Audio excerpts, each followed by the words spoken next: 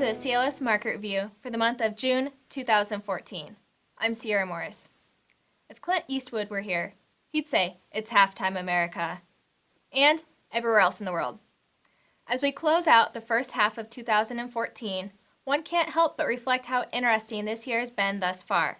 For instance, despite some of the weakest official economic growth numbers in 5 years, and the Federal Reserve getting warmer on normalizing monetary policy, the U.S. stock market is on pace for yet another double-digit gain. Given this year's market action, how have the CLS Investment Themes performed so far this year? And how are they changing, if at all, heading into the back half of 2014? For this, let's turn to Chief Investment Officer Rusty Vanneman. Rusty? Thanks, Sierra. Our first theme this year, innovation, has emphasized two sectors that have both high levels of innovation and attractive relative valuations: technology and energy. At the end of June, both sectors have handily outperformed the overall market. This theme has added value to CLS portfolios this year, and we still believe there is plenty of potential for additional outperformance moving forward.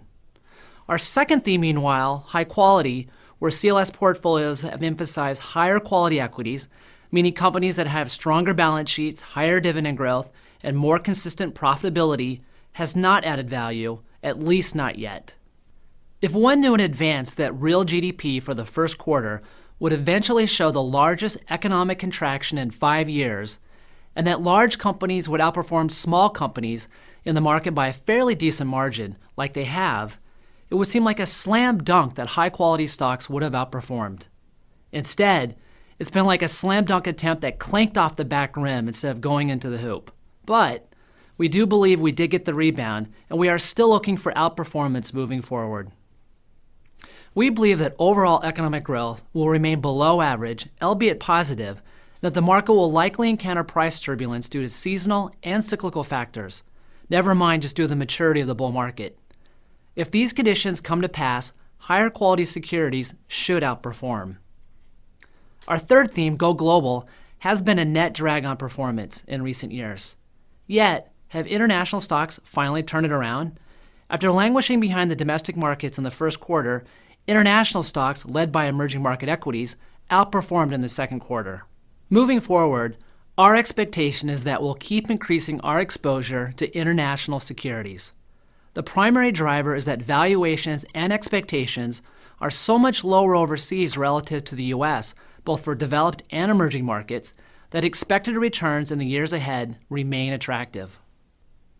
Active diversification is our fourth and final theme. Diversification is working this year. Bonds are providing superior risk-adjusted performance. Commodities, as a group, are generating better total returns than stocks. Some hybrid asset classes, such as preferred stocks, have been on a tear. As for CLS's active diversification theme, though, I would give us a mixed report so far this year. In fixed income, the biggest value add would have been being long duration, or in other words, emphasizing long maturity bonds.